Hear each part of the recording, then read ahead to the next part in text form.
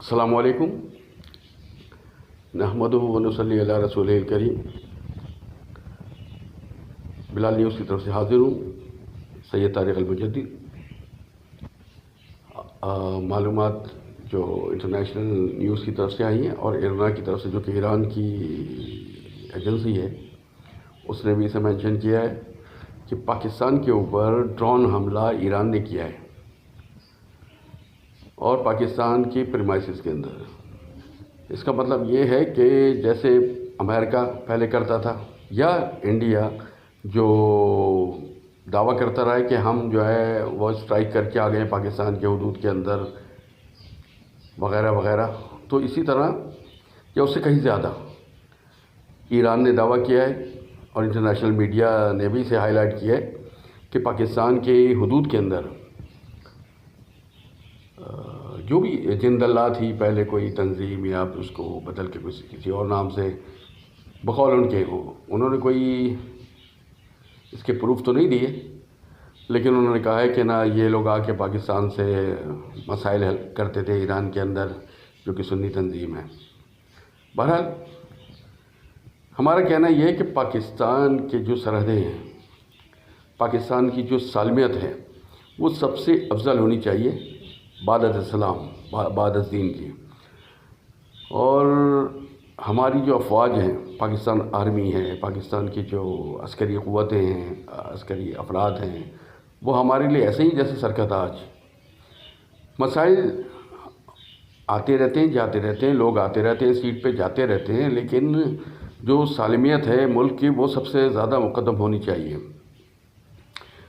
اس بات سے تو یہ ثابت ہوا کہ کوئی بھی ملک آئے اور پاکستان کے سرحدوں کے اندر گھس کے وہ جو مرضی آئے ادھم مچا کے مار مور کے چلا جائے، تو کیا ہے؟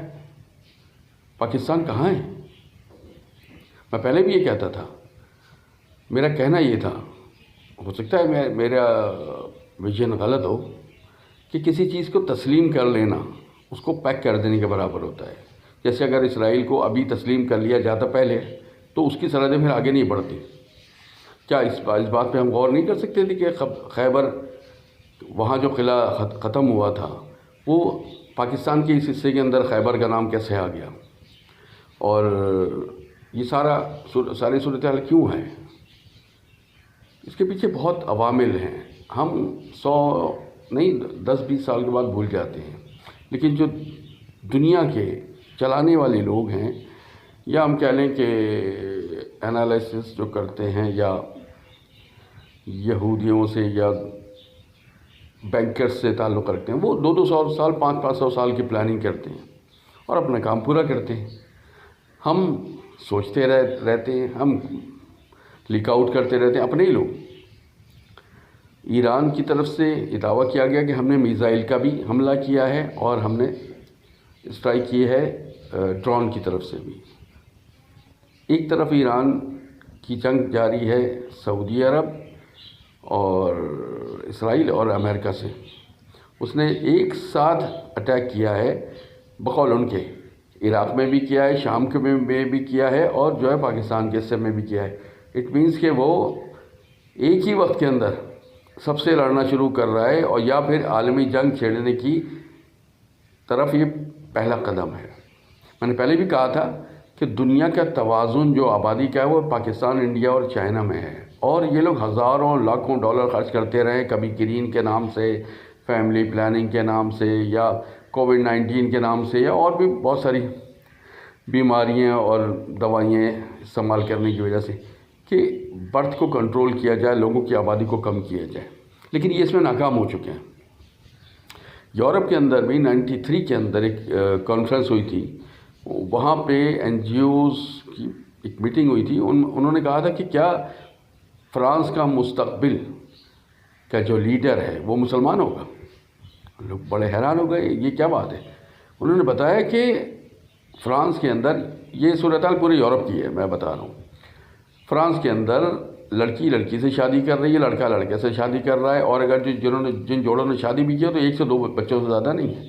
تو انہوں نے کہا جو آبادی موجودہ صورتحال میں ہے، یہ تھوڑے دن کے بعد مر جائیں گے، لوگ ختم ہو جائیں گے، لیکن ہر گھر کے اندر جو مسلمان رہتے ہیں 10 سے 12 بچے ہیں، کم از کم 8 بچے ہیں ان کے، کیونکہ وہاں پہ سوشل جو ہے نا فری، جو بچے 4 بچے جن کے ہو جائیں ان کو ٹیکس فری ہے، سہولیات دیتے ہیں، گھر ٹیکسز وغیرہ میں جو ہے وہ ریلیکسیشن دیتے ہیں. اس وجہ سے جو مسلمان ہیں وہاں کے وہ آبادی زیادہ کر رہے ہیں اپنی. اب یہ وہ ووٹر بن جائیں گے 10 سال کے بعد یا 5 سال کے بعد، تو جب یہ ووٹ کاسٹ کریں گے ایک مسلمان کو کریں گے اور یہاں پہ مسلمان آ جائے گا.